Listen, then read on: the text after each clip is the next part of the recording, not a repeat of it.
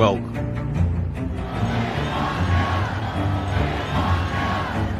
to Washington Football Week with your host, one half of that dynamic duo, Sean Spencer, and South Carolina's finest, Krewe. Don't play us if you're undefeated. Where we celebrate past success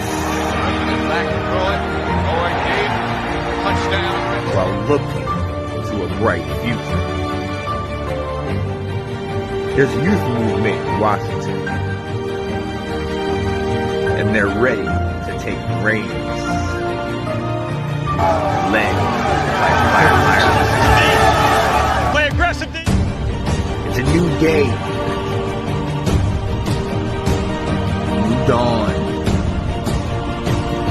No longer the laughing stock. It's time to take them. What is going on, ladies and gentlemen? It is your boy, Sean Spencer, one half of that dynamic duo that is Let's Talk Football, and one half of that terrific tag team that's Washington Football Weekly, and it's Hump Day. All my people on a victory week, but you know I'm never alone.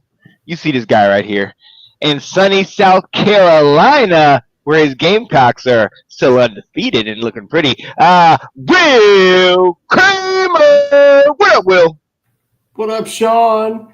We get to talk about an actual victory. That's really nice. Really nice. Good way to kick off the season. I had a fun time talking on our Victory Monday pod, showing some stuff out there. So, yeah, man. Yeah, great start to the season. Loving it. Loving every minute of it. It wasn't pretty at certain points, but then it was pretty good at certain points. We got up and we kind of were able to coast. You know, we did really good. We did good on some points on defense, and it just felt good to have Washington back and football back and Jaden back. Although he ran a little bit too much for me. I don't know. We'll get into that. We'll get into that. Yo, ladies and gentlemen, welcome back to Washington Football Weekly. Washington got the W. We appreciate you guys sitting here joining us. We will be having a guest on a little bit later on. One of my guys from the Krewe Roundtable, Mr. Bryan Robinson, who is a Green Bay Packers fan, and will be talking to us about the Packers. So stay tuned for that as we preview. But look, let's get right into it. We got the dub. First week one. Terry was out there, Debo was out there, Tunsil, JD5, the whole nine. We were all out there. It felt good. A division rival, a team that, you know, although they're struggling, this has not been a given win in a while. I mean, last year we swept them thanks, JD5, but you remember even that first week last year when we played them, we didn't score a touchdown. We scored, 7 field goals? So this is always a tough game for us, and we want to kind of handle it in this one. Will, what you think? No. The Giants are never an easy out for us. You know, for a while there, that's Daniel Jones had 2 good games this season, and it was always against the football team. But for the first time, I think I read for the first time in like 30 years, we've beaten the Giants now 3 times in a row. Thank goodness. But we played well. We played really well at times.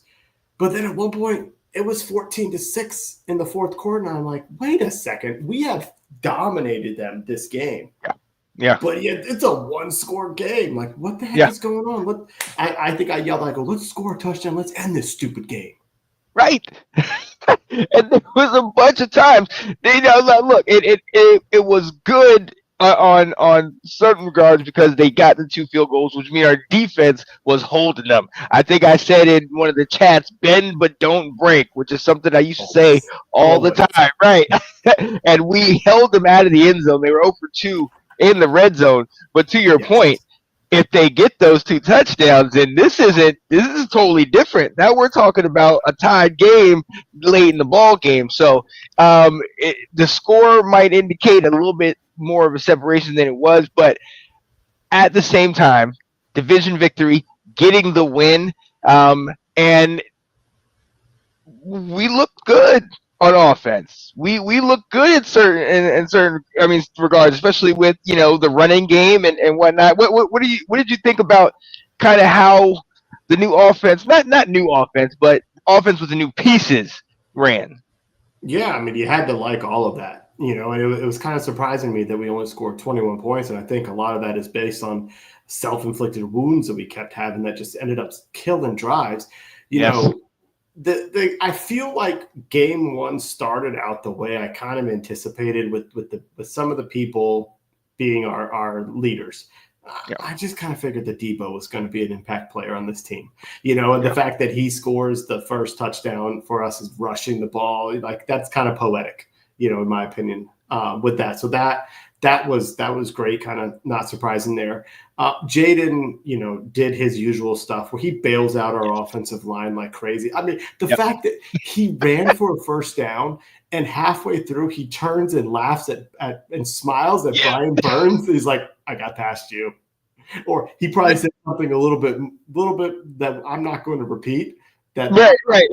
But like, it's just he's cheat mode, Sean. Like, there are moments when you could say the Giants' D-line won the play, and their secondary had good coverage too. Their defense won the play, and Jaden ran it for a first down. And it's like, that's just, you can't stop this. Like right now, So it were times it was fun to watch, but then there are times you're like, really, we can't score? Like, come on, can't we put more points on the board than this? Why are we letting this team close? Because they suck. The Giants suck.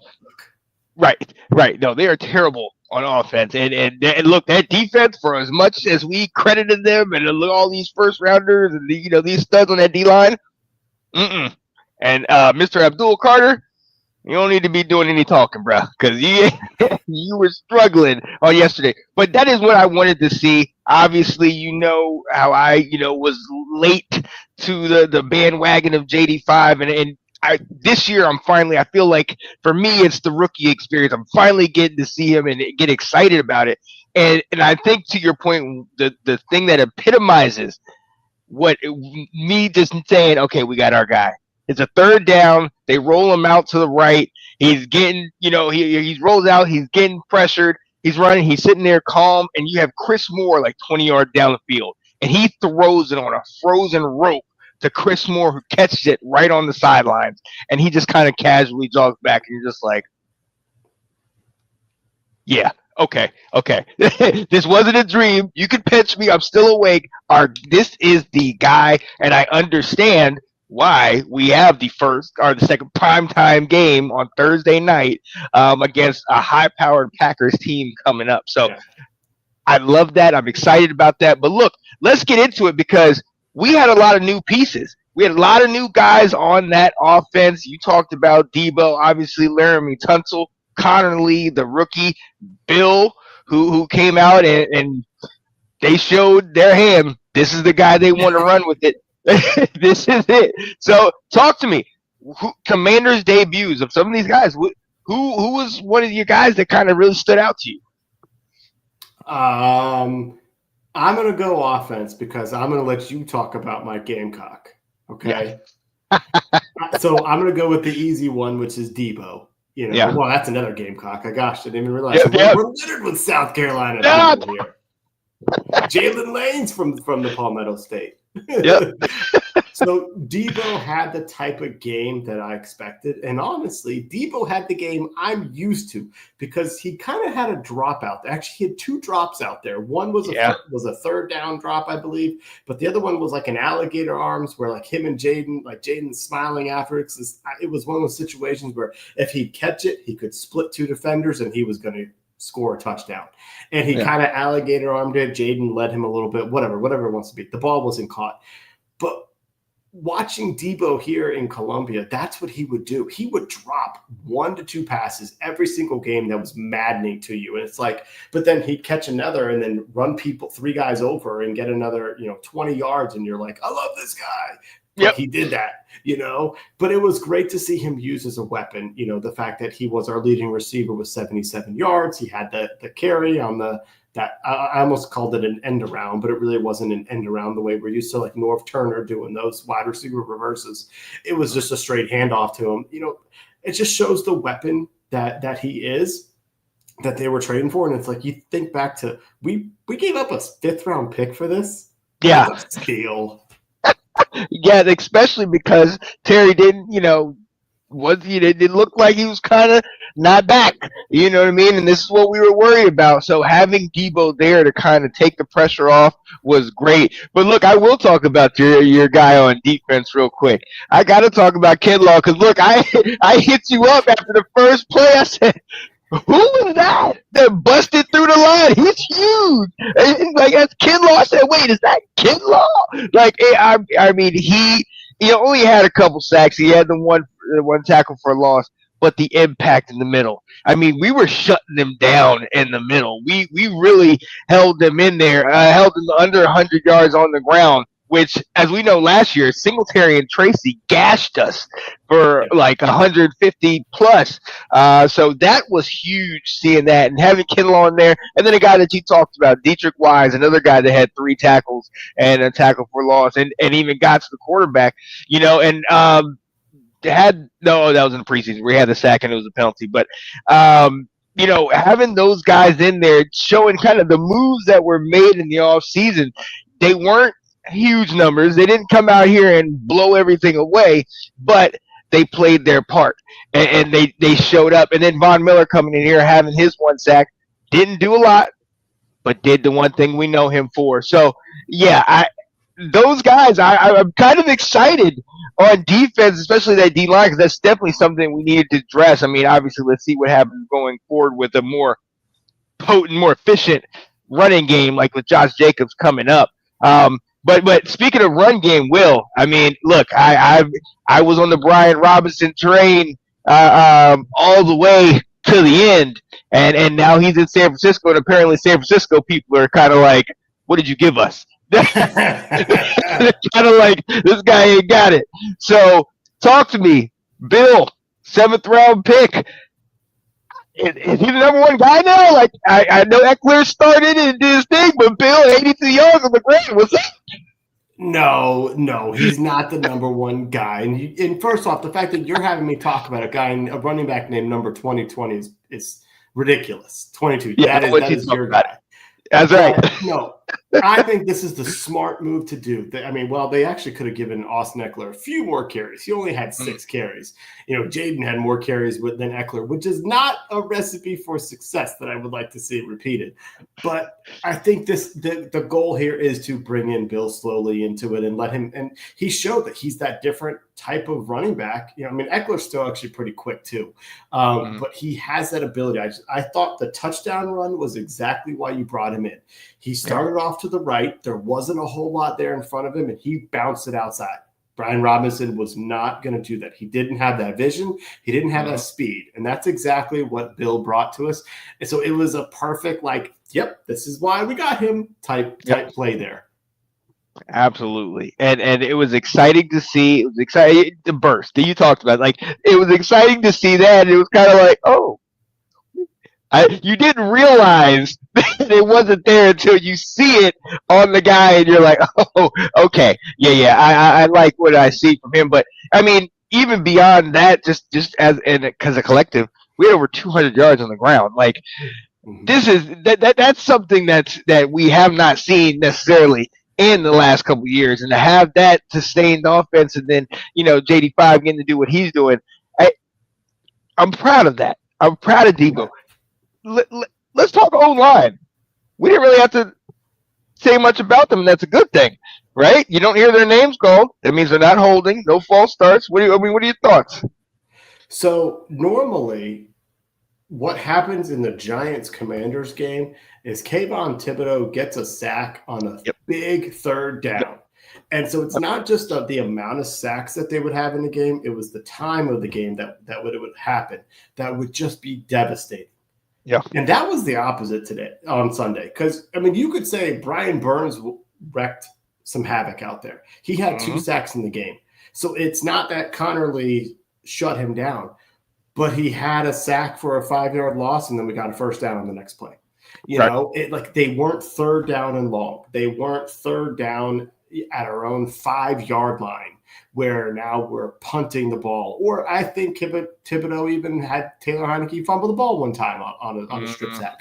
So they weren't impactful sacks. They were just plays. They were just plays that had a loss of yardage, and we were able to overcome them later on in the same drive. And so they just didn't feel as hurtful. They still got a few, by all means, but it was like, okay, all right, next play. And then their coverage was so terrible, and the middle of the field was open so often that it was like, oh, there it is. All right, first down. Let's keep going. Right. And that was solid. And there was even some plays where they had guys out there lead blocking for him, and I was kind of like, okay, all right. I still don't want my quarterback running, but I'm more confident. Wasn't he the lead blocker on a run for Debo? Right. They're like, I don't want to run, and then Debo was lead blocker for him. I'm like, look. Listen, guys, I would run that offense in my video games, but we're not running that in real life. Like, we pay people in the trenches that are much better than you all are at doing that. Lead block, right? So, going into that, we talked about it. Who showed out? Like, what position groups? Obviously, we talked about these guys that debuted, but where was somewhere you thought, okay, they showed out or they really hit? So you talked about the guy on defense that stood out to you, but that entire unit, the defensive line, I think was the most impactful players of the game. The fact that you said that we did not get run over by Tyrone Tracy and Devin Singletary, or even Cam Scattaboo, who you got all excited because he had one run where he knocked someone over. One run. It was nasty. And then it stopped, and then we got it. It was a great debut. That poor guy's going to have CTE before he's 30. The way he can keep running. I agree. But the rest of the time, he had 2 carries for -3 yards. So we shut him down. It was the entire unit, and this is what we were talking about all off season, where these were not flashy pickups that they have. Javon Kinlaw had people upset that this is who we're paying money to. We're cutting Jonathan Allen to bring in who? Never heard of this guy. Dietrich Wise, who's on the other side of 30, being cut by a bad New England team that they said, we're going to move on from you. And now we're saying, oh, sure, come to Washington. We're going to let you start. So there's guys here. Eddie Goldman, who was retired, was part of the rotation. But let Adam Peters cook. All right, get out of his way when he's in the kitchen. He's getting all these guys that can play in and be part of a rotation to where you didn't even know. Dorrance Armstrong led the team with 8 pressures on Sunday. Yeah. There were times where I couldn't tell you which guy beat their man because there were multiple big bodies in the Giants' backfield. And I'm like, okay, well, we broke through on that one. I can't really tell who was who in that mess, but it was the collection, and they rotated those guys so much too. It wasn't so much you're starting 4 and then mixing in. I mean, there was times when Johnny Newton was playing next to Von Miller, who was also playing next to Dorrance Armstrong. So you got subs in there, you've got your starters. It's the defensive line played outstanding. Yeah. Oh yeah, absolutely. And I'm just going to flip it to, my favorite part, the offensive line. I mentioned it before. Running for 220 yards, having over 400 yards total, 25 first downs. The O-line, with the exception, you have those 2 sacks, yes, but even with those, on one, I believe Burns came free. And in another one, JD5 kind of rolled into it. So even with that, the protection is there, and they're giving time. Something that we've always stressed about. We wanted a mobile quarterback because we didn't have the time necessarily, but now we're having that and being able to move the ball and control the clock as well.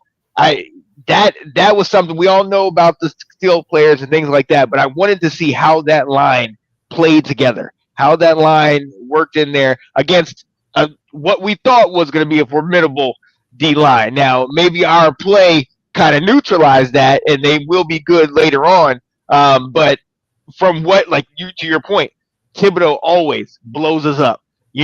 Burns, he got his 2 sacks, but they always come in there, and we expected a lot from Carter and Lawrence and everything like that. But our line really showed up, and that for me was somewhere I'm like, oh, okay. As a former running back, you talk about me, double deuce. Okay, I'm always in love with my line because I'm always running behind. Always they're protecting. So I loved what I saw from them, especially on that first week, going up against what we expected. And going forward, obviously, now with Micah Parsons being in Green Bay, we saw how they, had a Jared Goff under duress. That's going to be huge in this game as well. Yes, absolutely. The other, I'm going to also stay on defense for my what showed out. Malik Neighbors, 5 catches, 71 yards, 0 touchdowns. Yes. That is not shutting him down, but it's neutralizing him. And that is almost as good as shutting him down. And you had moments where Lattimore was on him. You had moments where Trey Amos was on him, and Trey Amos knocked the ball away from him. I was loving that play. So it was a collective, unit. I mean, Mikey Sanders still covered him a few times. That play where you were like, was Mikey on the outside? They were, they basically blanketed him with Sanders still on the inside, and it was Lattimore on the outside. Heck yeah, Joe Witt Jr. Let's get aggressive out there. Exactly. So I loved it. I love the fact that the DBs, which were very much a sore spot for us last year, made some great plays, and we had never been able to shut down Neighbors last year, and they did yesterday. And one more person slightly stood out to me. Luke McCaffrey, one return, 36 yards. I didn't even think he was going to be on the field. He got in there. Shout out to him. I know it wasn't big, but if y'all know me, I've been calling for this man to be out of town. All right? He stayed. Coaches thought he's in-house. I'll trust the coaches. Shout out to him. Let's flip this to the other side. I got something on that. Did you know on the Debo touchdown run, Luke was out there blocking as well.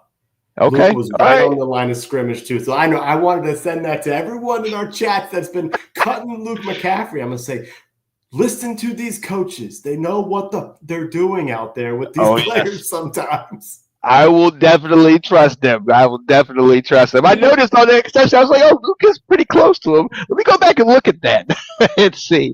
But, that was all good. But let's flip this over to what concerns you. And I'm going to start off 12 penalties for 89 yards.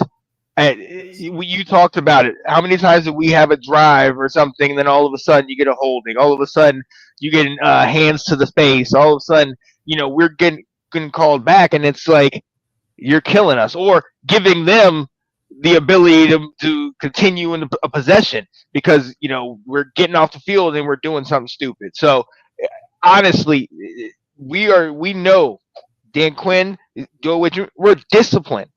That's not discipline, and that's some of the stuff that we saw in preseason. Albeit I know it wasn't the starters, but still, and I get this is the first game, but still. There was a lot of these unforced errors, these penalties that are setting us back. And in a game like this, we were able to overcome it. But in a game where it gets close, having one of these penalties could derail the game. That could be the difference in a win or a loss. So we're going to have to get that together. Will. Oh, my gosh. There was a time where they called Noah Brown for lining up offsides. Yeah. Now, I did see an angle where I'm like, where I saw that. Offsides? Right. I don't know if I see this, but regardless, that was a first down play. Yeah. And we were lined up offsides. I mean, Von Miller, how many years has he played in the league? And he was getting drawn offsides. So yeah, there was a lot of just mental stupid penalties out there. You're right. That was one of mine too. The other concern I had out there was poor use of our timeouts in the first and second half. Very strange. It seemed like last year that was not a concern of ours, but you go back to that final drive, you're talking about penalties, it kind of goes with it. Jaden getting he threw the ball. I can't even think of it. He threw the ball out of bounds in the end zone and we got a penalty. Yeah. Intentional grounding. Golly, it took me forever to get there. So that type of play just is not the stuff that we would see. And down there at the end of the second quarter, we're driving in the red zone and we take our last time out with maybe 20 seconds left. So like Tom Brady is saying, you got to go towards the end zone here now. You can't.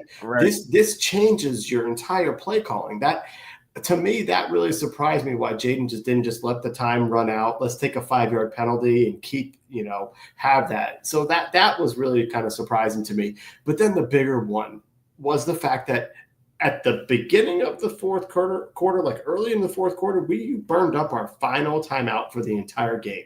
And it was a one-score game. And it's like, whoa, it does feel like we're whooping them and that they don't have a chance at catching us in this game. But to blow all your timeouts in the same situation where I felt like Jaden called timeout 1 or 2 times when the line was just not ready. And I'm kind of like, is that necessary in the third quarter? Right. Can't you not just go back 5 yards and let's just change our play calling? So that use of timeouts was off compared to what they had last year. Oh yeah. That's definitely something we gotta get right with clock management and all that. And a lot of it, I've always said last year and over the last couple years, we got to stay ahead of the chains. We have to stay on time. We cannot get behind with it. And look, when you don't complete third downs, I mean that clears. It shows. It rears its ugly head, especially late in the game. And we were 4 of 11 on third. Now they didn't do much better, so that helped us. But at the same time, if you're not efficient and completing these drives, we talked about it. It felt like we blew them out. But the more and more you really dive into this thing, 1 or 2 things go differently, and this game is far closer. And and like you were saying, losing the timeout late and or early in the fourth. If they actually had a kind of a competent offense, and I'm not dogging Russell Wilson, but he did not look good. And I tried to defend you, my guy, but you didn't look good. If they had somebody maybe like a Jackson Dart, I don't know, we'll see. If they would have had somebody else more competent, I mean, they can rush down the field on us all of a sudden because we weren't, like you said, we were stopping them. We were doing a lot of bending but don't break. But those 2 red zone shots, they were still down there. So things could be a lot different, but yeah, that was one of my negatives. Do you have any other things you're concerned about? That's big. Those are the big ones. Yeah. All in all, I thought things were good. Now, I did want to mention there was a fun fact, and most times this would be concerning, Will. Most times that I look at this, and this is always something that I try to use to cheer me up in those dark days when we had all of those unnamed quarterbacks. Our punter, Tressway. I love my guy. My guy, Tressway, has been killing it, our MVP for years. And for years, what's been my stat, Will? He's got more yards than the quarterback. Yes. Well, normally that is accompanied with a loss. Not this Sunday, ladies and gentlemen. Tressway had over 240 punt yards. Jaden Daniels only had 233 pass yards. Let's go. My guy Tress dominating, keeping his Pro Bowl bid alive, and JD5 still winning the game. I love it. Let's go, Tressway. MVP. When we can get a punter as an MVP, that's when we're going to be good, baby. Let's go. You know why Tressway is an MVP? He can have a punt get blocked and it still goes 30 yards downfield. Yes. Did you see that? It's like, oh, stop. I was like, did that get blocked? It's still going, though. Yep. Oh, man. All right, ladies and gentlemen, we are going to take a quick breather, but on the other side, we got to bring in our guy, Bryan Robinson, one of the hosts of the Krewe Roundtable and Green Bay Packers fan, to talk about the Pack in Lambeau Thursday night. Stay tuned. We're going to take a break and listen to a word from our sponsors.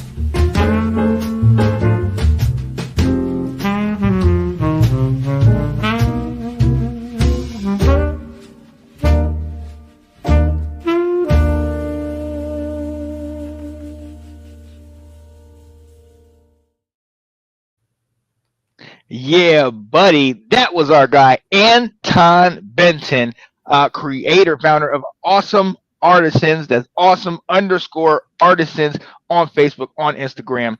Definitely get in touch with him. He does great work. Lives in the Virginia Beach area, but travels up and down the coast and to the Midwest. Definitely get at him. Yo, this is Washington Football Weekly. That's my guy, Will Kramer. It's your boy, Sean Spencer. We are here ready to talk about week number 2 in the NFL. Thursday night football. Washington will be traveling to Lambeau Field with the great lore and the legends, Lombardi, Star, Nitschke, all of the greats. And in honor of that, we had to bring in a friend of the show, one of the hosts of the Krewe Roundtable, Bryan Robinson. What up, Bryan? What's up, gentlemen? How you guys doing? Bryan, we're doing good, man. How are you? Oh, not too shabby. I've been enjoying backstage you guys' talk. I'm digging it, man. I'm digging it. Thank you. Appreciate it. Very kind. Appreciate it.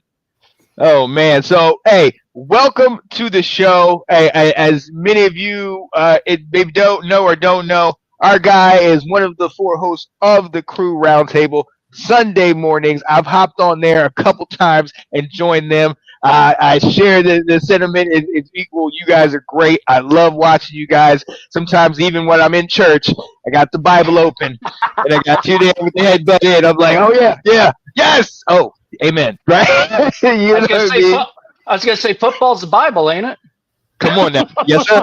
Sunday is the Lord's day, and the Lord gave us football. Let's go. That's right. Man. That's right. But look, before we talk about the Packers, before we talk about anything else, we first have to say thank you for taking Micah Parsons out of our division and away from us. Now, if the price to pay is to have to play him the 2 weeks into the season, I'm okay with that.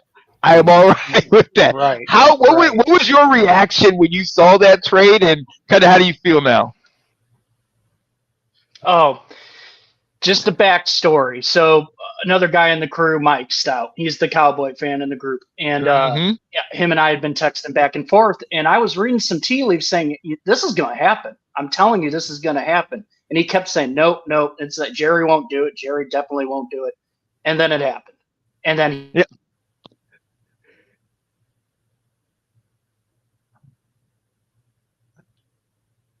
Oh, we lost him. Oh no. Oh no, Jerry Jones got to it. He did.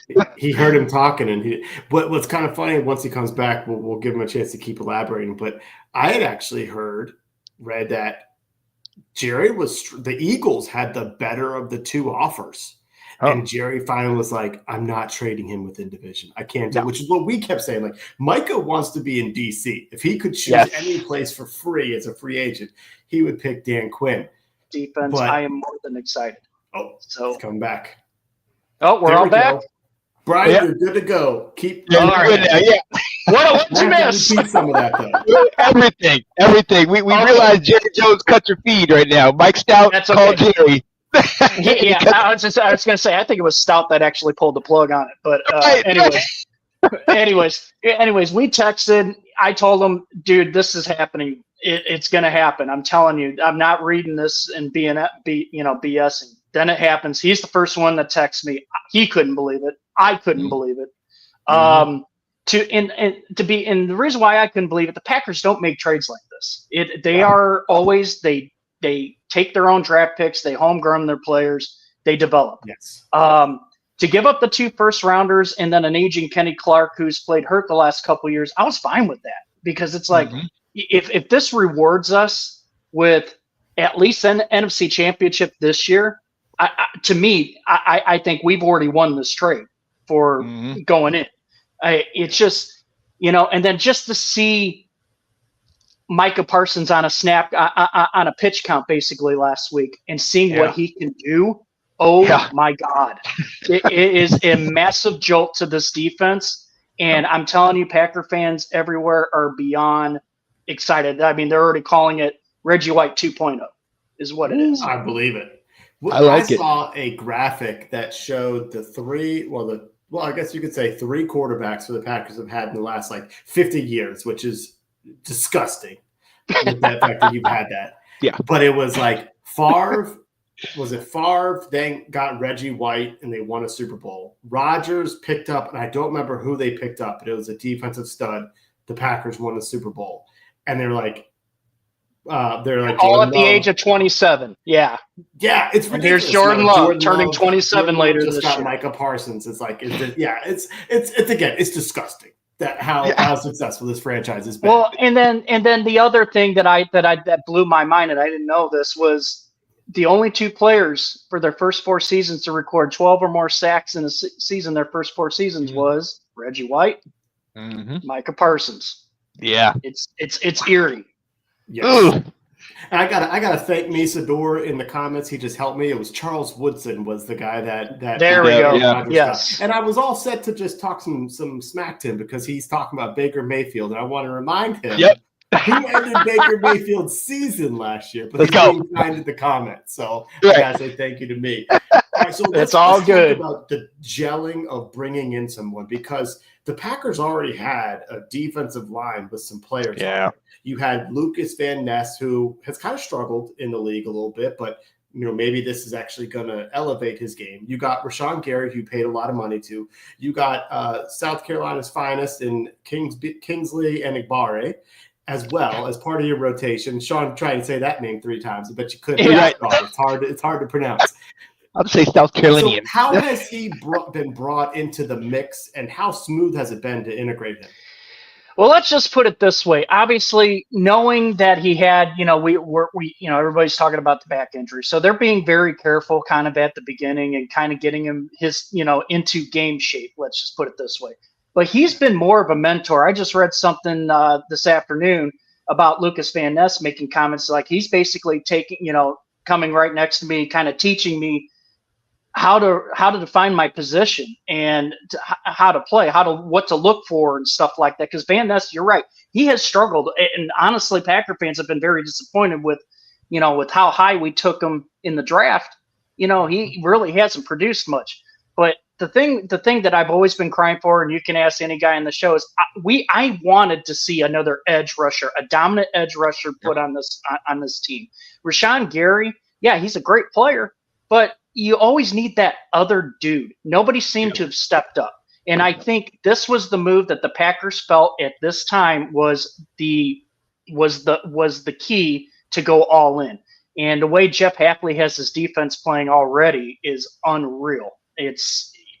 I did not expect what I saw against Detroit. I thought Detroit had more fight going in, knowing, we lost all these coordinators, but Dan Campbell's a tough guy. We're going to show him. We're gonna go in. We're gonna win our 4th straight at Lambeau, and the Packers just flat out dominated them. Yeah, it did look pretty. I mean, it did look pretty on the whole game. Like it wasn't close from. I mean, obviously a score standpoint, but also from just the way you looked at it. You were just kind of like, the Lions don't even deserve you on the field right now. Like they were not playing well. But look, so you talk about that. You have Parsons in there, and obviously that energizes your defense. But then you go to the offense. Jacobs running the ball. Obviously, Love getting it. You guys draft a wide receiver, which we all know you don't normally do. But Matthew Golden playing good. Talk about how that offense is now benefiting from the Parsons trade and just being ready this year. It's less pressure. I mean, to be perfectly honest, I mean you have you look at the last couple seasons with Jordan Love, and the biggest problem on the team was defensively. It was they just could not get a complete game from their defense, whether it was the biggest problem has always been their run defense. They've always had a strong secondary. The run defense has always been a problem. Everybody asks me, well, what about Kenny Clark? Well, getting rid of him, what does that do? Well, the replacements that they have on that line right now are doing just fine. And they're younger, more athletic, and I think that's what Hafley wanted. He wanted it. They were willing to get rid of a guy who's a proven commodity in the run game to stop the run, to get these guys in here, and it kind of showed already. To stop Detroit. I forget what the rushing yards was, but it was insane how low they stopped Gibbs and Montgomery. it just puts less pressure on the offense. I mean, Jordan Love can finally. I mean, looking at last week's game, I mean, he hit 10 different receivers. He spread the ball around. He didn't go to just one dude. And that's the thing. If you don't know where he's throwing the ball, you can say, okay, Golden's their best receiver. We're going to line my best corner up on him. Well, he'll just start picking you apart with somebody else. And then next thing you know, you're playing the match game. And that's exactly what happened with Detroit. Detroit had no answer to stop what Jordan Love was doing. And that's coming off a performance where Josh Jacobs didn't really have his best game until the fourth quarter. So in my opinion, if the Packers establish the run early, that just makes their offense more dangerous because you don't know where they're going to be coming from. And it's awesome to see. Obviously, we're only in week 2. A lot of rust still because obviously we know nobody plays their best players in the preseason. So this is kind of like, okay, this is kind of like the feel me out period.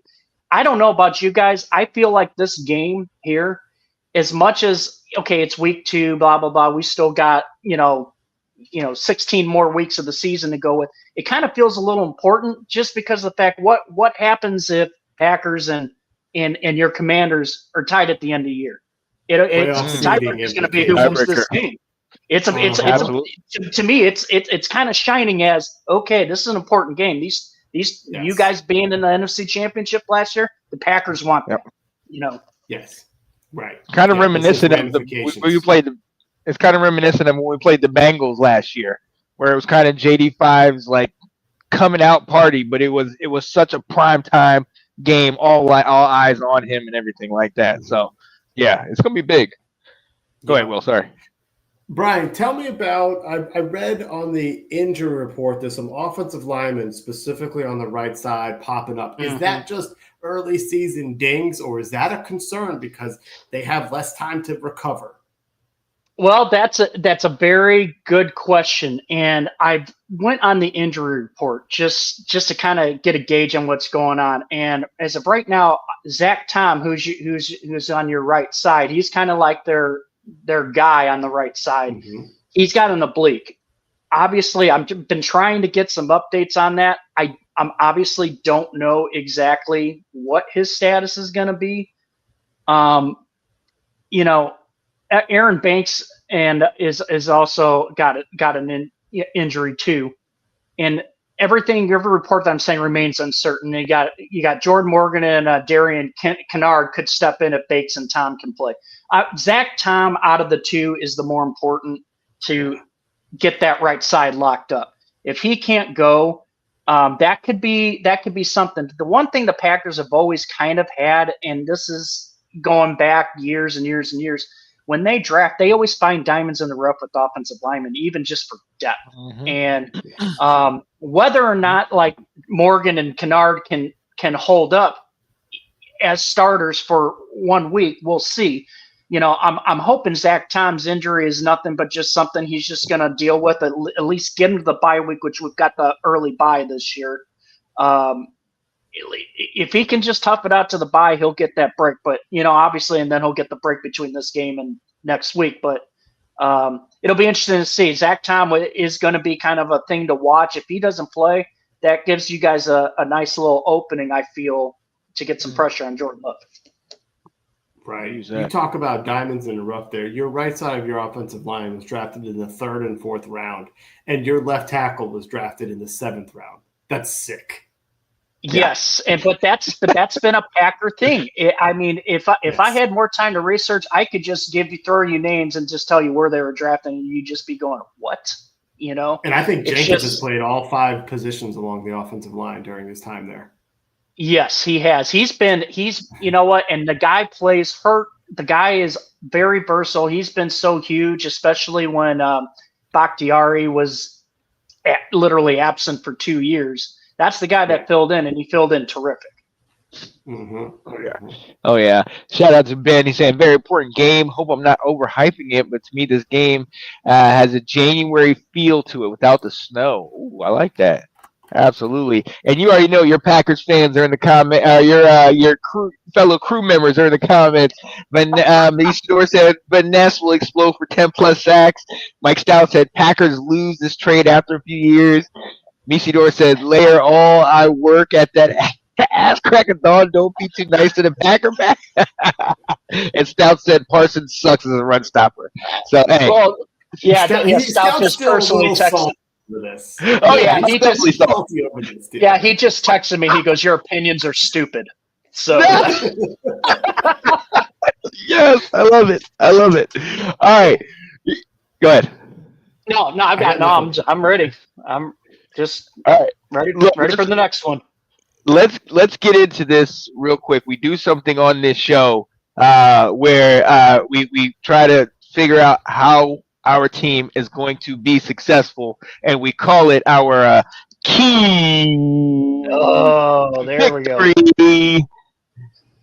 With our keys to victory, we're each going to go around once and talk about something that we think will lead our team to success. We have a little bit of time, so we're going to rock 2, potentially 3, depending on how it goes, and then after that, give a little score prediction. So Got it. you are our guest, Mr. Bryan Robinson, and I'm not gonna lie, I don't know if you got this, Will, but I just thought about it. We're talking about B-Rob leaving and going to San Francisco, and then Bryan Robinson goes. He was in the background. You started talking. I was like, "Whoa!" For a second, I was like, "Is he talking about our guest or the running back?" I was like, wait a minute. I'm just the replacement guy. That's all. Right. There we go. We're good. You're probably faster. You got more explosion. We're good. Yo, I don't know about that, but all right, Bryan Robinson. Yo, my man. What's your first key to victory for the Packers in order to get the win tomorrow? all right. This is one of my concerns, and it's always been a concern when we play a mobile quarterback. Do not let Jaden Daniels beat you with his legs, and it's always been a problem for the Packers.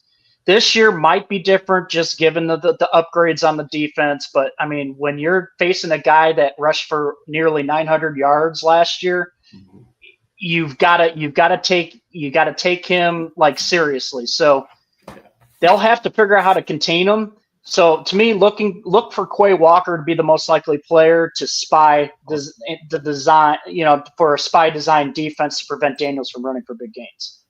Oh yeah, I could definitely see that. Will, what you think, man? Key to victory is going to be John Bates. Very similar to last week. The Packers pass rush of Parsons on Josh Connerly, you can't let him go one-on-one. That's unfair to the rookie. If we thought Brian Burns could beat him, Parsons is going to tear him up. Now, I'll be curious to see if the D coordinator moves him around the way Dallas did, where Parsons would line up right over the center and make our center himself before even snapping the ball. But Bates is going to be needed to bounce around to help between where Gary is, where Parsons is, where Van Ness is. Like, he's going to have to be a 6 offensive lineman. He's just going to have to be out there the entire time. We're going to have to be in 12 personnel pretty much the entire time. Absolutely. Yeah, absolutely. And hey, right along the same lines, we got to protect the quarterback. Got to have Bates do big things. We need to establish the run. One of the things that I saw last week is when it got to 3rd and long or got to long distance situations, and you guys can pin your ears back, Micah Parsons and Quay Walker, all them boys were getting and making life hard, very hard for Jared Goff. So, we already know we're going to try to move Jaden left to right, but to keep the pressure off of him and to keep him clean, let's run the ball. We have Rodriguez, obviously Eckler in there, Bill, and Nichols. Let's layer it in, keep running. We had over 200 yards on the ground last week. Let's try to continue that to kind of neutralize that rush so it does open up some of that play action and stuff. Bryan, what you got next, man? It's funny you brought about the rushing game. That's my next key is you got to slow Washington's run game because that's it. It's just like even on the flip side, establish the running game. That's another thing. But like defensively, to stop Jaden Daniels, you've got to stop their run game. You slow their run game down. You're putting them in 3rd and longs. That's the thing to where you can fluster a quarterback. And obviously, it showed last week against Jared Goff. It was such a key that they were able to shut Detroit's running game down. That's kind of like the thing that I'm looking at. You got to take control of the line. You've got to be able to stop the run, stuff the gaps, basically make Jaden Daniels be a quarterback is basically what I'm trying to say. So the run game, we got to slow it down. Oh yeah, I like that. Will, good luck with that. Let's go. I mean, he's cheat mode out there at times. It's just, it's a tall task. So I'm actually going the opposite of you guys. You all are focusing on the run game, and I don't think that Washington should be focusing on it. I think we need to test these corners because I think the strength of the Packers is their defensive line. So I think you're going to shut down our running backs, and so we have to be able to test these corners out. He may have gone to South Carolina, but Keyshawn Nixon was never a great corner in Columbia. Now, he's been a whole lot better in the NFL than he has in college, but I would go after him and Hobbs, and this needs to be your Debo game. Terry, this is the game. Terry usually does pretty well against Green Bay. He's usually due for he's good for a touchdown a game against them if history repeats itself, and I think that's where you got to attack them. I think with Bo Melton most likely out, I think it could be a game of your slot receivers, your Jalen Lanes, your Zach Ertz catching passes over the middle. Like that may be the way to exploit Green Bay. So I actually think the pass game is more important. Mm-hmm. I like that. And for me, stay disciplined. We got to be disciplined. We talked about 12 penalties, almost 100 yards given up, and the timing of some of those penalties kind of halted a lot of our drives. I'm very confident this game most likely is going to go down to the wire. It's going to be close. I think our offenses are good and, might put up some points.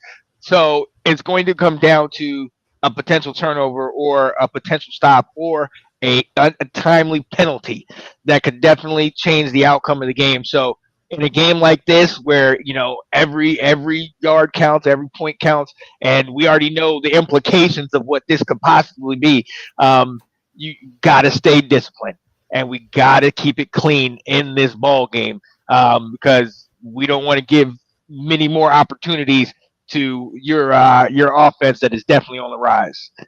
It's definitely on the rise. All right, let's go around with one more. Are you guys good? Do you have any more? Are you guys? I got one. I could do one more. You all go. Go ahead. All right, what you got? Sure. What you got? So here's my thing.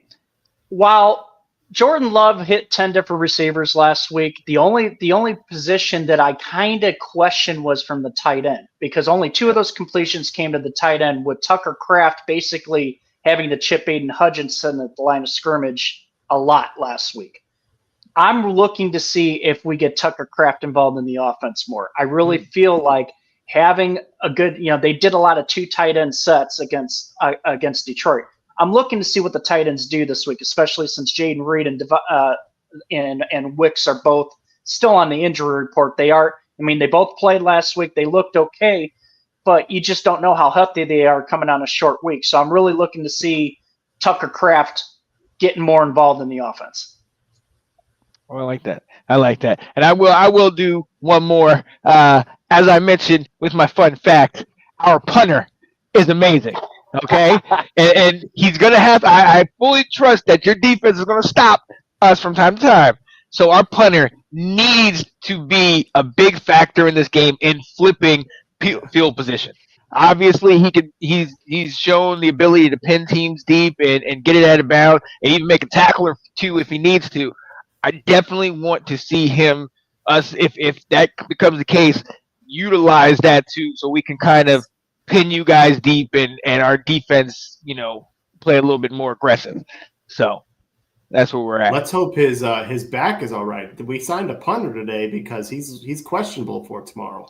I was gonna say, didn't he get run into?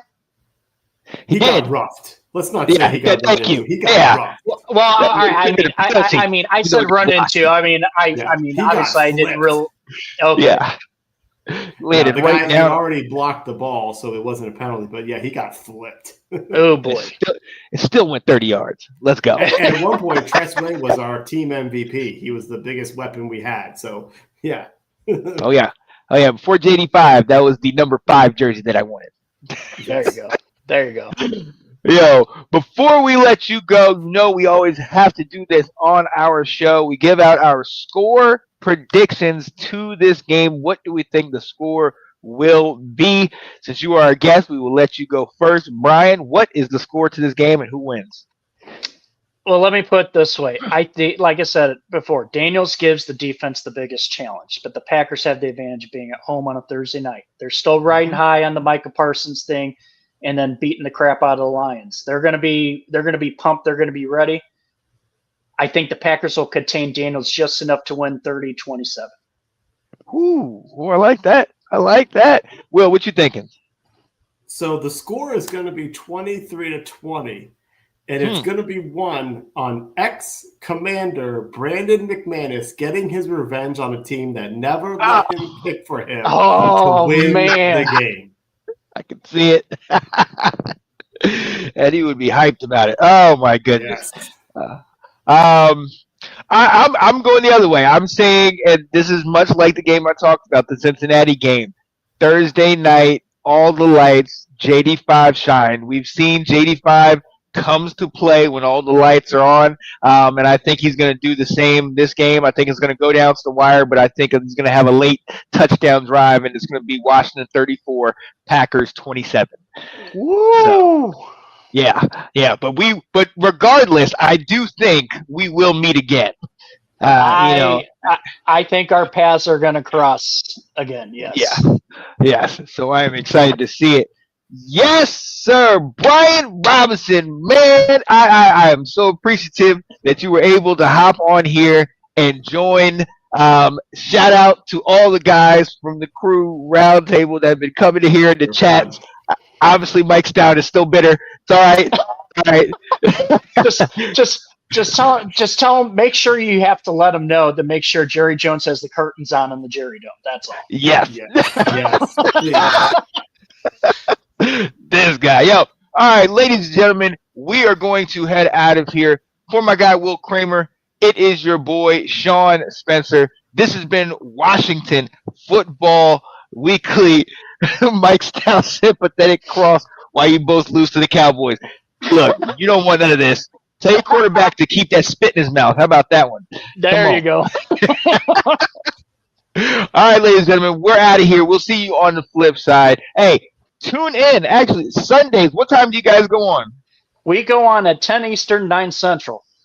Okay, definitely tune in to the Krewe Roundtable. They are hilarious. I love going in there talking to them. Like I said, I'll be in church sometimes trying to comment, and I feel bad because Misadora will hit me up like, can you join? And I'm like, I can't. Not right there. Like, oh, man. All right, ladies and gentlemen, we're out of here. Y'all have a good evening and stay tuned. Washington Football Weekly will be back next week. Tomorrow, Ladies Takeover has their day, not an inaugural, not the first episode of the season. They're back. I won't be able to watch because I'm going to be watching the game, obviously, but I'll keep an eye on both. Definitely tune in. We'll see you guys on the flip side. Peace.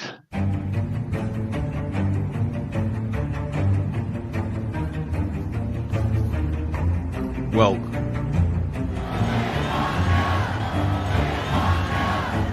to Washington Football Week with your host, one half of that dynamic duo, Sean Spencer, and South Carolina's finest, Will Kramer. Don't play us if you're undefeated.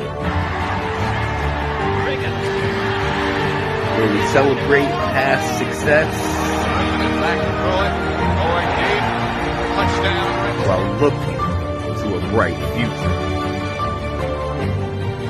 There's a youth movement in Washington, and they're ready to take the reins, led by firefighters game.